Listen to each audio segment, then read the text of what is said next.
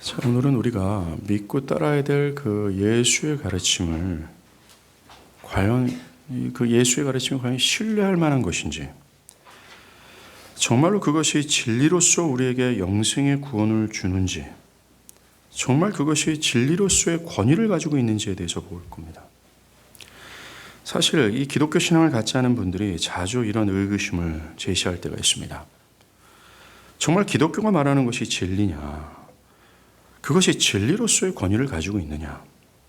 오직 예수를 믿어야 구원을 받는다는 그것이 믿을 만한 것인가? 라고 말이죠. 이 사안은 결코 쉽게 넘어갈 것이 아닙니다. 왜냐? 이 예수의 가르침이 우리의 현재와 영원한 미래를 좌우하는 매우 중대한 사안이기 때문에 그렇습니다. 먼저 이것의 답을 얻기 위해서 우리는 예수께서 행하시는 모든 것이 자기의 임의대로 하는 것이 없고 오직 하나님의 뜻에 의해 행하셨다는 사실을 기억할 필요가 있어요. 오늘 본문 14절이 이것을 다시 언급합니다. 14절에 이미 명절의 중간이 되어 예수께서 성전에 올라가사 라고 예수가 이미 명절 중간쯤에 예루살렘에 와 있다라는 것을 밝힙니다. 이것은 예수가 예루살렘에 올라온 정확한 때를 말하는 것은 아니지만 형제들이 그에게 올라가라 제안했던 명절 첫째 날에 그가 올라간 것이 아님을 보여줍니다. 그것으로서 예수가 예루살렘에 올라간 것이 형제들의 제안에 의해서 한 것이 아님을 굳이 밝히고자 하는 의도가 나타나다는 거예요. 지난 시간 우리가 본 것처럼 그 예수의 형제들이 예수에게 이렇게 말했습니다. 사람들이 가장 많이 모이는 이 명절 첫날 예루살렘으로 올라가라. 예루살렘에서 네가 기적을 베풀 가리키게 되면 양질의 사람들을 제자로 얻을 수 있으며 지금보다 더 많은 제자를 얻을 수 있다. 그리고 너가 지금 변두리 사역자로 지금 전락해 있는데 만약에 그곳에 가서 사역을 하면 너는 이스라엘 전국구 스타가 될 수 있다라고 제안했습니다. 이것에 대해서 예수는 내 때가 아직 차지 못하였으니 나는 이 명절에 올라가지 않겠다라고 하셨어요. 예수는 계속해서 갈릴리에 머물겠다 말씀한 거 아니죠. 하나님께서 나에게 명령하지 않기 때문에 나는 계속 여기에 있겠다라고 말씀하셨습니다. 예수는 당신의 동생들에게 너희는 너희에게 유익이 되는 때라면 어떤 좋은 결과를 얻을 수 있다는 예측이 되면 어느 때라도 자유롭게 예루살렘으로 올라갈 수 있지. 그러나 나는 하나님의 뜻에 제한을 두고 있는 자이기 때문에 나는 함부로 경거망동할 수 없다라고 말하는 겁니다. 즉 자기 유익을 추구하는 너희는 하나님의 뜻과 상관없이 살고 있지만 그래서 어떤 좋은 결과를 얻을 수 있다고 생각하면 나에게 유익이 더 많이 창출된다고 여긴다면 언제든지 그 삶의 축을 바꿀 수 있는 태도로 살아가도 괜찮지만 나 예수는 그 모든 것을 얻지 못한다 할지라도 어떤 좋은 결과나 더 많은 이익 창출을 얻지 못한다 할지라도 나는 하나님의 뜻에 따라 움직이겠다라는 말씀이세요. 심지어 그 하나님의 뜻이 십자가에서 조롱을 받고 죽는 것이라 할지라도 말이죠.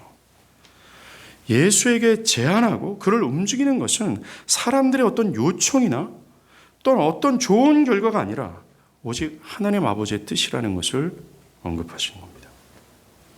그런데 예루살렘으로 올라가지 않겠다라고 말씀하신 예수님께서 형제들이 명절날 올라간 직후에 또 따라 올라갔다라고 기록을 해요.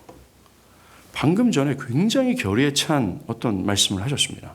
나는 그렇게 움직이지 않아. 나는 하나님의 뜻이 아니면 움직이지 않을 거야 라고 했던 그분이 형제들이 올라가자마자 곧바로 예루살렘으로 올라가는 것을 보면 금세 번복하는 것처럼 쉽게 이랬다 저랬다 하는 것처럼 보입니다. 그런데 예수님은 그런 것에 별로 중요하게 생각하지 않았어요. 그는 다른 사람들이 자신을 야, 저 사람 굉장히 경거망동하다. 되게 쉽게 왔다 갔다 한다. 이런 평가에 대해서도 별로 개의치 않았습니다. 그에게 중요한 것은 오직 하나님의 때와 뜻뿐이었어요. 하나님께서 그때에 예수께서 가라 하셨기에 그는 가신 겁니다. 이처럼 이미 명절 중간이 되어라는 표현은 이런 예수님의 태도가 변함이 없다라는 것을 우리에게 암시해 주고자 하는 거예요. 예수가 명절에 예루살렘에 올라간 것은 형제들의 제안 때문이 아니라 또 어떤 좋은 결과를 얻고자 그가 가신 것이 아니다. 그가 그렇게 가신 것은 오직 하나님의 뜻에 의해서 움직인 것뿐이다라는 것을 굳이 밝히고 또 밝히고자 했다라는 겁니다. 또 하나의 의문이 있어요. 14절에 예수께서 사람들이 가장 많이 모이는 성전들에서 가르쳤다라는 겁니다. 분명히 7장 10절에서는 그가 예루살렘으로 올라가실 때에 사람들에게 나타나지 않고 은밀히 가셨다라고 했어요. 동생들은 예수에게 더 많은 사람들에게 너의 존재를 좀 드러내라. 그러면 너는 명성을 얻게 될 거고 그 명성에 뒤따르는 번영을 네가 얻을 것이다. 라고 그에게 예루살렘으로 가라는 목적을 밝혔습니다. 그런데 7장 10절에서 예수가 은밀히 가셨다라는 것을 통해서 예수가 예루살렘으로 가는 목적은 형제들이 제안한 목적과 다르다라는 것을 분명히 했습니다. 그런데 지금 사람들이 가장 많이 모이는 성전뜰에 가서 가르치는 것을 보아서는 그가 많은 사람들에게 자신을 나타내려는 의도가 다분해 보여요. 그 당시 성전뜰은 신앙의 열의가 가지고 있는 사람들을 가르치기에 매우 적합한 장소였습니다. 왜냐하면 그것은 항상 많은 사람들, 특별히 신앙심이 깊은 사람들로 북적였기 때문에 그래요. 그러하게 자신을 드러내지 않고자 하는 사람들에게는 이 장소는 어울리지 않았다는 겁니다. 그러나 우리가 알아야 될 것이 있어요. 그가 그곳에 가신 것은 자신을 나타내고자 하신 것이 아니라 우리가 앞서 언급한 것처럼 예수는 철저히 하나님의 지시와 때에 따라 움직였다는 것을 염두에 했을 때 그가 성전뜰에서 사람들을 가르치신 것은 하나님께서 그렇게 하시라 하셨기 때문이라는 거예요. 하나님의 뜻, 어떤 자신의 뜻이 아니라 하나님의 뜻을 드러내기 위한 목적으로 그렇게 한 것으로 우리는 이해해야 됩니다. 오늘 보면 16절에서도 그것을 밝히잖아요. 내 교훈은 내게 아니다. 나를 보내신 이의 것이다. 라고 하지 않습니까? 예수님은 이미 요한복음 6장 38절에서 내가 하늘에서 내려온 것은 내 뜻을 행하려 함이 아니요 나를 보내신 이의 뜻을 행하려 함이다 라고 말했어요. 예수님의 모든 관심은 자신의 뜻을 드러내는 것에는 전혀 관심이 없습니다. 그의 모든 관심은 오직 하나님의 뜻을 드러내는 것에 집중되어 있었다는 거예요. 심지어 예수님은 하나님의 뜻이 아니라면 나는 어떤 것도 할 수 없다. 하나님께서 명령하지 않는 것이라면 나는 절대로 움직일 수 없다. 라는 의사를 밝히셨습니다. 요한복음 5장 19절과 20절이에요. 아들이 아버지께서 하시는 일을 보지 않고는 아무것도 스스로 할 수 없나니 아버지께서 행하시는 그것을 아들도 그와 함께 행한다라고 얘기해요. 매우 확고하지 않습니까? 아들 예수는 아버지께서 행하라고 하지 않는 것, 또 행하라고 하는 그것에 따라만 행하고 행하지 않는다라고 말씀하세요. 예수 스스로가 어떤 일을 결정해서 독단적으로 행할 수 없다라고 말씀하시는 겁니다. 예수가 행하는 모든 일은 하나님께서 행하시고 보이신 그 일만 행하실 뿐이라는 거예요. 우리가 보는 이 예수께서 성전뜰에서 가르치는 것은 이것과 같은 맥락으로 이해해야 된다는 겁니다.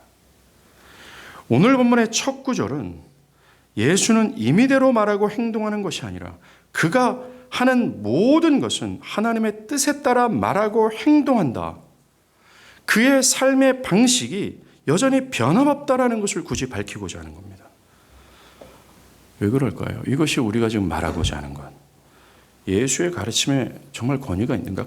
그의 가르침이 진리로서의 권위를 가지고 있는가에 답을 주기 때문에 그래요. 즉, 그의 모든 말하는 것이 하나님의 말을 받아 말하는 것이라고 주님 주장하셨어요.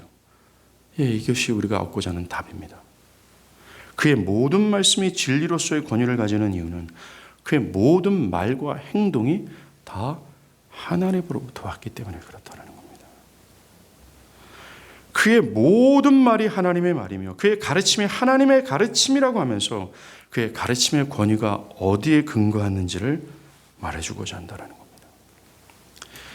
예수님이 성전뜰에서 가르치시는데 그것을 듣던 유대인들이 놀라요. 그들이 이렇게 말합니다. 아니 이 사람이 배우지 않았는데 어떻게 글을 아느냐라고요. 그들이 놀란 것이 예수님이 글을 알아서가 아닙니다. 그 당시 유대인 남자들은요, 글을 읽고 쓸 줄 알았습니다. 심지어 구약 성경에 대한 대체적인 이해를 가지고 있을 정도였습니다. 어떻게 글을 아느냐라는 말은 저 예수가 정식 랍비 교육을 선생이죠. 정식 랍비 교육을 받지 않았는데 어떻게 이 구약 성경 전체를 이렇게 자유자재로 해석하느냐라는 것입니다. 특별히 예수의 가르치는 방식이요. 그 당시 서기관과 이 랍비들, 이게 대부분 다 성경 교사들이었거든요. 그들과는 좀 다른 방식이었어요. 서기관과 랍비들은 그 당시 권위 있는 어떤 자료들을 인용해서 가르치거나 또 저명한 사람들의 말을 빌려 가르쳤습니다. 그리고 설명했어요. 즉 그들의 가르침의 권위의 근거가 사료나 어떤 저명한 사람들의 말이었다라는 겁니다. 그런데 그런 거라 달리 예수는 그런 권위를 의지하지 않고 내가 너에게 이른다. 내가 진실로 전실로 너에게 이르노니, 이 말이 뭡니까? 내가 말하는 것이 진리다 라고 천명하면서 말하는 겁니다. 마치 자기 자신이 진리로서의 권위를 가진 자로서 말하고 있기 때문에 유대인들은 놀란 거예요. 사실 여기서 놀랐다는 것은 어떤 신선한 충격을 받았다는 것이 아니라 열받았다라는 것으로 이해하시면 되는 겁니다. 예수가 자기 자신이 말하는 것이 절대적인 진리라고 하면서 자신 스스로의 말에 권위를 내세우기 때문에 그래요. 내가 진실로 말해, 이 말은 뭐예요? 내가 지금부터 말하는 이 사안은 영원토록 변하지 않는 확고부동한 진리야. 영원토록 변하지 않는 진짜 진리야. 마치 자기가 진리로서의 권위를 가지고 있는 것을 기반으로 해서 말하고 있기 때문에 유대인들은 놀란 거예요. 여기에 대해 유대인들은 그가 뭘 믿고 저렇게 얘기하냐 이거예요. 서기관과 랍비들의 가르침의 권위는 권위 있는 자료나 유명한 사람들이 그렇게 말한 것에 기반을 두고 있는데 예수의 말의 권위는 도대체 어디 있느냐 라면서 예수의 가르침의 권위의 문제를 얘기한 겁니다. 사실 이것은 오늘날 사람들에도 제기되는 질문 아닙니까? 기독교가 말하는 예수의 말들이 정말 진리냐? 이 구원의 길이 다른 길은 없다. 오직 예수를 믿는 길뿐이다라고 말하는 이 기독교의 독선적이고 편협한 주장은 도대체 어디에 근거를 두고 말하는 것이냐? 이게 진리로서의 권위를 가지고 있느냐라는 질문이에요. 그러면서 그들은 기독교 진리에 대해서 의구심을 제기하죠. 그래서 그들은 함께 토론하자. 함께 모여서 이것을 좀 분석해보고 함께 좀 토론해보자. 그것의 과학적 근거가 과연 있는지를 한번 이야기해보자 라는 태도를 가져요. 오늘 요한은 예수에 대해서 이렇게 부정적인 의구심을 품는 사람들의 말을 통해서 우리에게 이 답을 주고자 하는 겁니다. 이것의 첫 번째 답은 아까 언급한 거 있지 않습니까? 예수의 모든 가르침은 모두가 하나님의 말씀과 일치하기에 그 가르침의 권위는 하나님의 권위에 근거한다라는 거예요. 사람들이 어떤 주장을 할 때 자신의 주장의 신빙성과 사실을 증명하기 위해서 저명한 학자나 이론들을 내세우면서 자신의 주장의 권위를 있음을 증명하죠. 그런 것처럼 예수께서도 자신의 가르침의 권위가 16절에서 말하죠. 내 교훈은 내 것이 아니다. 나를 보내신 이의 것이다. 라고 하세요. 즉 예수는 결코 자신의 독창적인 가르침을 고안해내어서 가르치는 것이 아니라 자신의 가르침은 자신을 보내신 하나님의 아버지 것이다라고 강조하셨습니다. 결론적으로 예수의 가르침이 곧 하나님의 가르침이라는 거예요. 우리가 예수의 가르침을 받는다면 그것은 곧 하나님 아버지의 가르침을 받는 것입니다. 예수의 진리를 수용한다는 것은 천지를 창조하시고 진리이신 그 하나님의 것을 수용하는 것이 되는 것이죠. 그의 모든 말이 곧 하나님의 말이며 그의 모든 가르침이 하나님께서 우리에게 전하고 또 가르치고자 하는 메시지이기 때문에 그래요. 예수의 가르침이 진리로서 권위를 가지는 이유가 첫 번째 이거라는 겁니다. 예수의 권위에 대해서 이미 요한복음 1장 서론 부분에서 말씀하셨습니다. 그곳에서 예수를 하나님의 말씀이라고 표현했어요. 요한이 예수를 말씀으로 표현한 이유는 이렇습니다. 먼저 이 말씀이라는 용어는요, 구약 성경에서 하나님이 그의 백성들에게 하시는 말들, 또는 그 백성들에게 하시는 의사 표현들로 그런 개념을 가지고 있습니다. 즉 하나님의 뜻을 전하거나 하나님의 성품이 어떤지, 하나님의 능력이 어떠한지, 또한 이 백성들을 향한 하나님께서 말하고 싶고 명령하고 싶은 하나님의 모든 것을 드러내시는 하나님의 자기 계시가 바로 말씀이라고 얘기합니다. 여러분들 계시라는 것은 딴 게 아닙니다. 하나님의 그 당신의 모든 것을 드러내시는 것을 계시라고 얘기해요. 즉 말씀은 하나님께서 자신의 모든 것을 드러내는 자기 계시다라고 이해하면 되는 겁니다.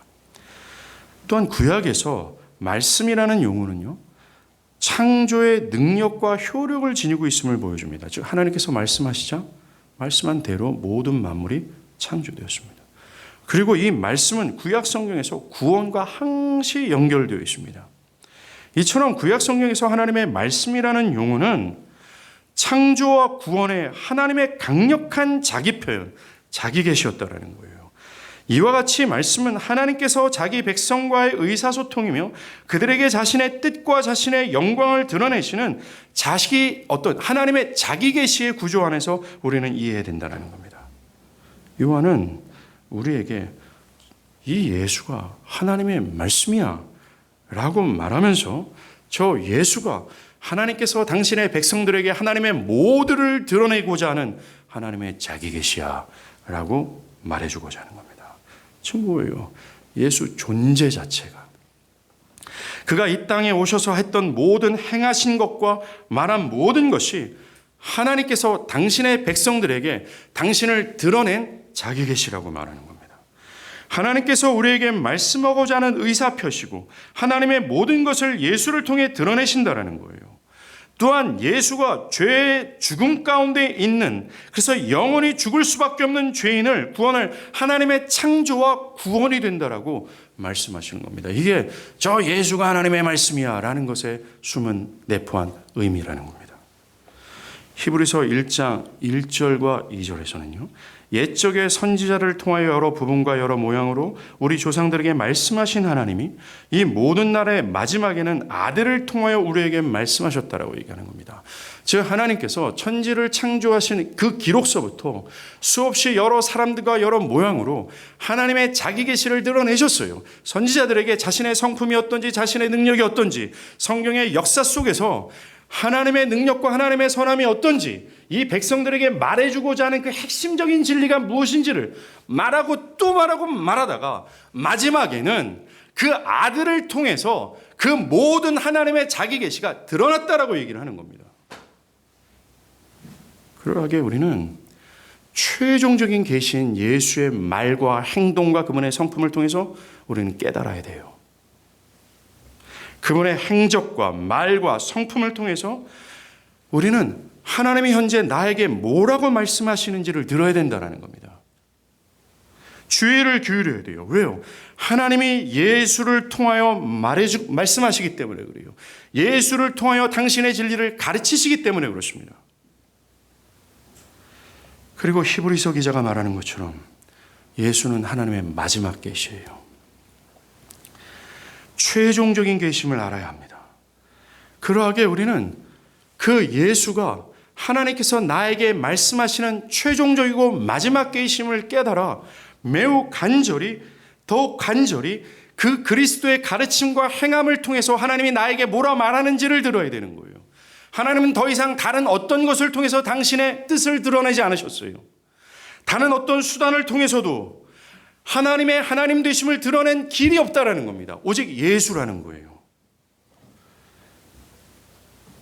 하나님이 궁극적으로 나에게 무엇을 원하고 계시며 무엇을 주고자 하시며 무엇을 요구하는지를 예수를 통해서 얻어야 된다는 거예요. 모든 인류는 절대적으로 예수께 쏠려야 됩니다. 향해야 돼요. 매달려야 되고 간구해야 되고 구걸해야 된다는 겁니다. 정말로 예수는 하나님의 자기 계시예요. 만약에 우리가 그 예수의 가르침과 예수의 존재와 예수의 모든 성품을 통해서 드러나는 하나님의 계시, 하나님의 하나님 되심을 보지 못한다면 길이 없어요.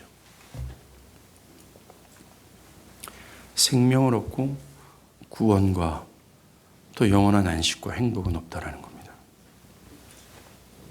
이제 그렇다면 예수를 통해 하나님께서 우리에게 주고자 하는 그 궁극적인 뜻이 뭘까요? 즉 하나님께서 천지를 창조하신 이 시점부터 여러 사람과 여러 모양으로 하나님은 당신의 백성들에게 말씀하고던 어떤 메시지를 줬어요. 하여튼 당신의 뜻을 보여줬습니다. 말하고 또 보여주고 이 핵심적인 진리를 좀 알아듣도록 말하고 또 말하고 전달하고 또 전달하다가 최종적으로 예수를 통해서 이 핵심적인 당신의 뜻을 전하고자 했어요. 그것이 뭘까요? 이것입니다. 잘 들어보세요. 예수가 예루살렘에 오신 이 초막절 명절 바로 직전에 누가복음 13장 1절에 보면요, 매우 비참한 큰 일이 발생합니다. 로마의 식민지 아래 있었던 이스라엘, 그 수도 예루살렘, 심지어 성전 뜰에서 로마 식민지 총독이었던 빌라도가 갈릴리 사람을 도륙해요. 그리고 그 피로 성전을 더럽힙니다. 그래서 갈릴리 사람들이든 유대 사람들이든 로마에 대한 적의가 가득했던 바로 그 시각이었습니다. 이때 만약 민중들이 왕으로 세우고자 했던 예수가 명절이 시작할 무렵에 공공연하게 예루살렘에 등장했다면 어떤 일이 있었을까요? 큰 소동이 일어날 것이 뻔하죠. 마음이 급한 대중은 예수를 왕으로 추대하고자 할 것이고 그거로 인해 유대 당국자들은 예수에 대해서 더 큰 반감을 가질 수밖에 없어요.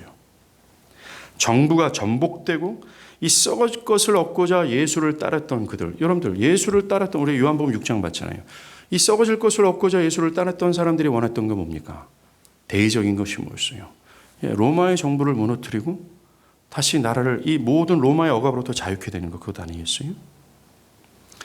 정말 만약에 예수가 이 시점에 자기를 드러내어 들어가셨다면 육적인 떡과 육체적인 소욕을 따르고자 했던 그 사람들의 뜻이 성취될 것이 뻔합니다. 우리는 여기서 알 수 있어요.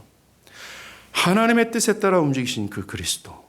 이 말은 하나님과 그리스도가 동일하며 하나님과 그리스도가 말하는 것이 동일하며 가르치는 것이 동일하며 의도하는 바가 똑같으며 우리에게 하나님 백성들에게 전달하고자 하는 의사가 똑같다라는 것을 전제했을 때 그 하나님과 그의 아들이 그의 백성에게 말하고 또는 그들에게 말하고자 하는 핵심적인 진리가 뭔지를 우리가 알 수 있어요. 그것은 우리의 육체적인 욕심이 바라는 로마 정부로부터의 해방과 이 육체가 모든 억압에서 자유케 되는 그것이 아니라는 것이 자명해지는 겁니다. 우리의 삶의 문제가 해결되거나 또 나 자신을 세상의 명성과 번영으로 이끄는 그것에는 전혀 관심이 없다는 것이 여기서 분명해지는 거예요. 여러분들 그 당시 이스라엘에서 가장 필요했던 건 이 두 가지 사안이거든요. 그들에게 산적된 문제는 다른 게 아니라 바로 이거였어요. 저 로마가 물러가고 다시 한번 다윗의 왕조의 찬란함이 보이는 것, 그들에게 가장 필요하고 그들에게 가장 큰 문제가 산적되는 문제가 바로 그거였어요. 그 문제가 해결되어지면 모든 것이 술술술 풀릴 정도였다는 겁니다. 그런데 하나님과 그 아들은 이 최종적인 계시라고는 예수는 그것에 대해서는 1도 관심이 없어요. 예수께서 또 하나님께서 예수에게 말하고 또 이 두 가지가 일치된다는 것을 근거로 우리가 생각했을 때 하나님께서 천지를 창조하시고 그 위에 수많은 사람들과 여러 모양대로 말하고자 했던 핵심적인 것은 그 백성들에게 표시한 그 의사는 썩어질 것이 아니라 뭡니까? 요한복음 6장에서 얘기한 거. 영생하도록 있는 양식을 주고자 하는 거. 그 긴 역사 속에서 하나님이 최종적으로 말하고자 했던 핵심은 썩어질 양식이 아니라 영생하도록 있는 양식, 허물과 죄에서 죽어 있는 너희들이 죄 사함을 받아 다시 살아나 영원토록 있는 미래, 영원토록 하나님을 즐거워할 수 있는 그 생명 얻는 그것, 하나님과 그의 아들이 주고자 하는 것이 그거였어요. 하나님께서 우리에게 보여주고자 하던 계시가 그거였다라는 겁니다. 여러분들이 교회에 와서 깨닫고 또 깨달아야 될 사안이 이거라는 거예요.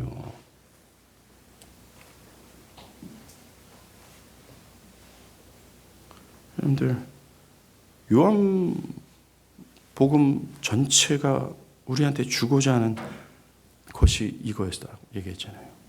요한 사도가 요한복음을 기록하면서 내가 이 책을 쓴 것은 너희가 예수가 그리스도시며 하나님의 아들을 믿어 영생을 얻는 그것이다 라고 얘기하지 않습니까? 예수님 자신도 내가 이 땅에 온 것은 그 나의 백성들이 생명을 얻고 더 풍성히 얻게 하려 하기 위하여 오셨다라고 밝혔어요. 성경 전체가 말하고자 하는 핵심이 이겁니다. 기독교 진리가 말하고자 하는 핵심이 이거라는 거예요.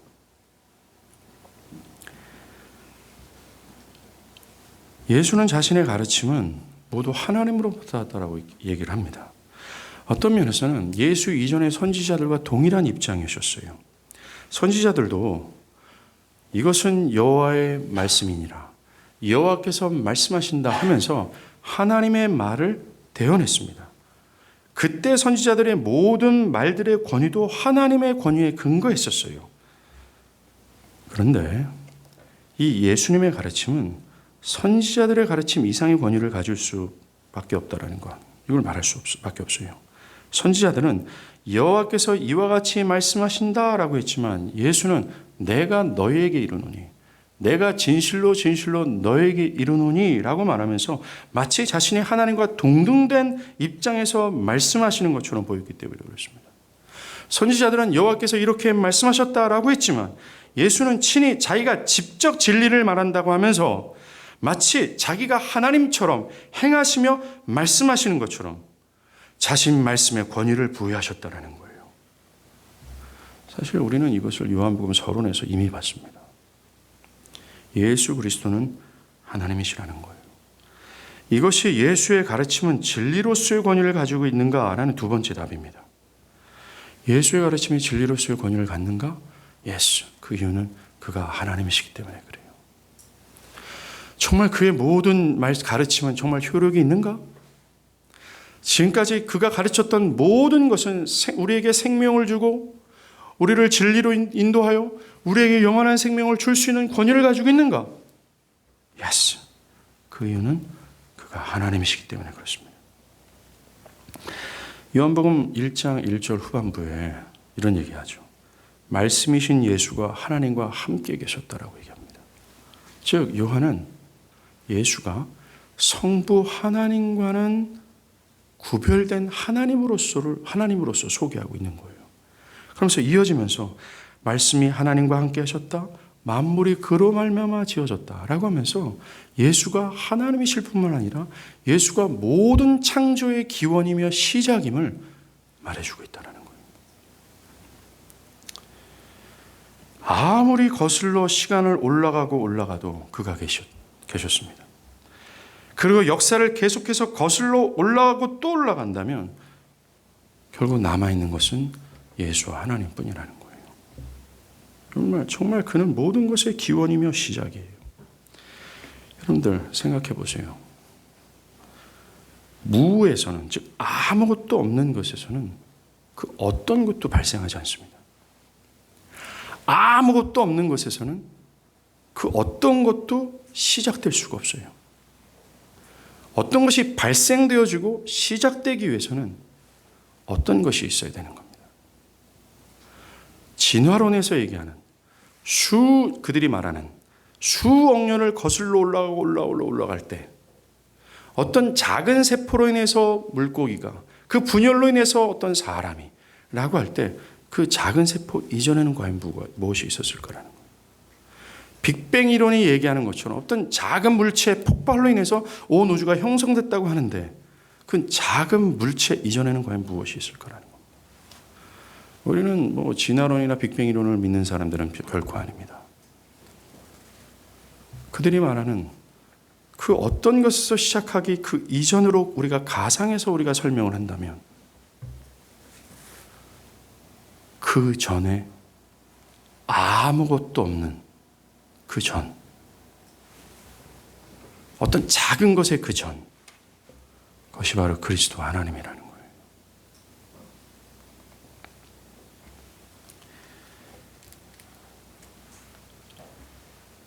우리가 하나님을 어떻게 생각해야 되는지를 알 수 있는 대목이에요. 그의 말씀의 권위는 그가 하나님이시기 때문에 그렇습니다. 영광스러운 창조주시고 영원무궁한 분이시며 하나님의 마지막 계심을 깨달아야 되는 겁니다. 자, 이제 또 다른 질문이 생깁니다. 예수의 가르침이 진리로서 권위를 가지고 있다고, 그래, 당신들이 그렇게 말하는데, 그래, 알겠다 이거예요. 자, 그렇다면 그것을 어떻게 증명할 수 있냐라는 거예요.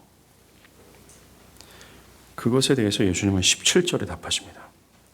예수는 자신의 가르침이 참인지 거짓인지에 대해서 랍비들의 엄격한 토론과 논쟁 과정을 거치는 것을 통해 결정되는 것이 아님을 분명히 하셨습니다. 예수의 가르침이 참이고 거짓인지를 알려면 길은 하나예요. 수용과 순종뿐입니다. 17절을 새 번역으로 읽으면 이해하기가 더 쉽습니다. 읽어드릴게요. 하나님의 뜻을 따르려는 사람은 누구든지 이 가르침이 하나님에게서 난 것인지 내 마음대로 말하는 것인지를 알 것이다 라고 얘기합니다. 예수님은 당신의 가르침이 정말 진리인가 거짓인가, 정말 하나님으로서의 권위를 가지고 있는지를 어떻게 알 수 있는가 라고 말할 때 하나님의 뜻을 행하는 자들은 그것을 알게 될 거다라고 얘기합니다. 영어 성경은 He will know, 그가 알게 될 거라고 얘기하는 겁니다. 예수의 가르침이 하나님에게서 온 것인지, 예수가 만든 이야기인지, 그의 말씀이 진리로서의 권위를 가지고 있는지, 그가 하나님으로서의 말을 한 것인지, 이것을 알 수 있는 길은 어떤 분석과 탐구와 과학적 증명이 아니라 그것을 믿고 순종하는 길뿐이다 라고 말합니다. 그렇습니다. 예수의 가르침이 참인지 거짓인지를 평가하기 위해서는 하나님의 뜻을 행하기 위해 헌신되어 있어야 된다는 거예요. 믿음이라는 겁니다. 믿음으로 그의 말씀을 따르게 된다면 하나님은 그의 이성과 전 인격을 열어주셔서 예수의 말이 진리라는 것을 깨닫게 해주신다고 말하는 거예요. 예수의 가르침의 진리의 여부는 믿음에 달려있다라고 얘기를 하는 겁니다. 그래서 로이드 존스 목사님은 우리가 성경을 어떻게 대해야 되는지를 이렇게 말해요. 성경은 하나님의 실존에 대한 증거를 제시하는 것이 아니라 그냥 하나님을 선포한다. 성경은 그저 하나님에 대해서 말한다. 우리는 성경의 진리를 변호하려는 시도 역시 하지 않을 것이다. 뭡니까? 이 로이드 존스 목사도 우리는 성경이 진리인지를 엄격한 토론과 논쟁을 통해서 결정할 수 있는 수준이 아니라고 얘기하는 겁니다. 우리에게 있어야 될 것은 그 말씀에 대한 수용과 순종만이 있을 뿐이라고 강조하는 겁니다. 왜요? 하나님은 아까도 언급한 것처럼 우리가 어떤 것을 좀 검토해서 우리의 어떤 취향에 맞게 취사 선택을 이렇게 그의 말씀을 취사 선택을 하는 것처럼 이렇게 할 수 있는 그런 입장, 그런 대상이 아니라고 우리는 기억해야 되는 겁니다. 우리가 하나님의 뜻을 아무리 심사숙고한다 할지라도 그것만으로는 하나님의 뜻을 우리가 알 수 없어요.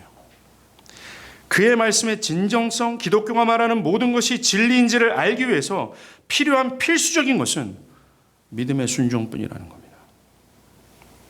우리의 이성과 지성으로는 도저히 그 하나님의 진리를 깨달아 알 수도 없으며 그의 진리로서 그 가르침이 진리로서의 권위를 가지고 있는지를 헤아릴 수가 없어요. 믿음으로 그의 말씀을 따르고자 할 때 당신의 영광을 하나님께서 친히 보이신다라고 말합니다. 그러하기에 여기서 우리가 얻을 수 있는 굉장히 중요한 결론이 있죠. 그의 말씀을 따르고자 하지 않는 자들, 그 말씀을 취사 선택하는 것처럼 어떤 말씀을 받아들이고 어떤 말씀은 필터링하고 어떤 말씀을 거부하는 그런 사람들의 태도에선 결코 하나님은 그들에게 당신의 영광을 드러내지 않는다라는 거예요. 결코 최종적인 계시가 말하고자 하는 핵심적인 진리 있잖아요. 그 생명, 영생을 얻는 그 양식이 있지 않습니까? 그것은 절대로 그런 자들에게 주어지지 않는다라는 겁니다.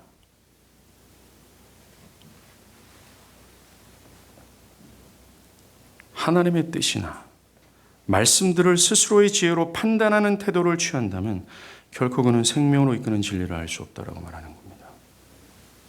진리는 이 세상의 그 어떤 것으로나 나의 능력으로나 지혜로나 증명할 수 없어요. 진리는 진리 스스로가 증명하는 겁니다. 누구에게? 믿고 따르는 자에게 말입니다. 하나님의 말씀은 오직 하나님의 말씀에 순종하고자 하는 자들의 내면에 그 말씀 스스로가 증명하세요. 그러하게 있는 자는 더 있게 되고 없는 자는 있는 것마저도 깨닫게 된다고는 말씀을 하시는 거예요. 이게 뭡니까? 하나님의 말씀을 믿음으로 순종하는 자들에게 그 진리는 더욱 이것이 진리로서의 권위를 가지고 있다는 사실을 증명해 주므로 그는 더욱 진리의 말씀을 따라 더 풍성한 생명을 얻게 된다는 말씀이에요. 그러나 없는 자는 있는 것까지 빼앗긴다는 말씀이 뭡니까?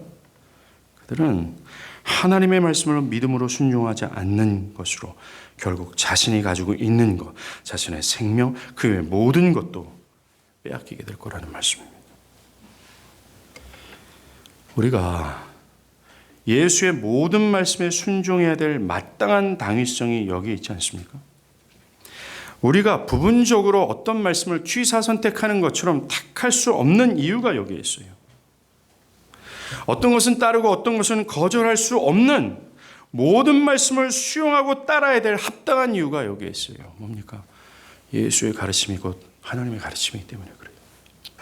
그리고 그의 모든 가르침의 권위는 그 하나님이기 때문에 그렇습니다. 우리에게 주어진 과제는 하나뿐입니다. 그것이 과연 진리일까? 라고 분석하는 것이 아니라 그의 가르침을 믿고 순종하는 것뿐이에요. 문제는 기독교 안에 하나님의 말씀을 자신들의 취향에 따라 선택할 수 있다고 생각하는 사람들이 많다는 겁니다. 나의 감정이나 상황에 유리한 말씀을 취사 선택하는 것은 아니에요. 내가 지금 이 상황이 이런데 이것을 따라가다가는 내가 좀 손해를 입을 수 있어. 내가 이것을 따라가다가는 내가 원하는 결과를 얻을 수 없단 말입니다. 내가 이 말씀을 수용하다가는 나에게 더 큰 유익이 창출되지 않는다라는 판단을 딱 쓸 때 부분적인 말씀을 거절하고 지금 상황에 유리한 말씀을 선택하여 이것을 변명하며 의지한다는 겁니다. 여러분들, 우리의 신앙의 방식과 태도가 이런 것과 매우 흡사한 것이 현실 아닙니까? 내가 좋아하는 진리가 무엇일까? 라면서 내가 좋아하는 진리를 취사 선택하고 나를 거북하게 만드는 진리를 거절하는 태도들. 사실 우리의 신앙에 기형이 있고 또 생명력이 보이지 않는 이유는 바로 이러한 태도 때문에 그래요. 지금 모든 말씀이 하나님의 말씀이며 예수의 모든 가르침은 바로 신적 권위를 가지고 있다고 하는 그 권위에 대한 인정함이 없기에 모든 가르침을 따를 수 없다라는 겁니다. 어떤 사람들은 목사님 지금 21세기예요.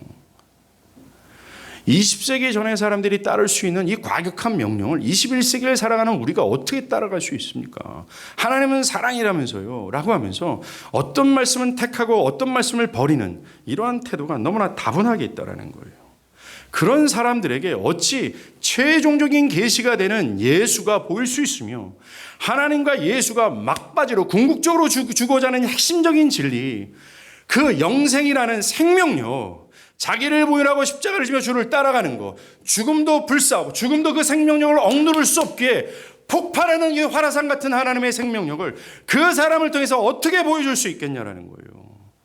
경건의 모양은 다 있어요. 그런데 경건의 모양은 없다. 경건의 능력이 없단 말입니다. 그 이유가 뭘까요? 오늘 하나님의 말씀이 하나님의 권위를 가지고 있다라고 인정치 않기 때문에 그렇습니다.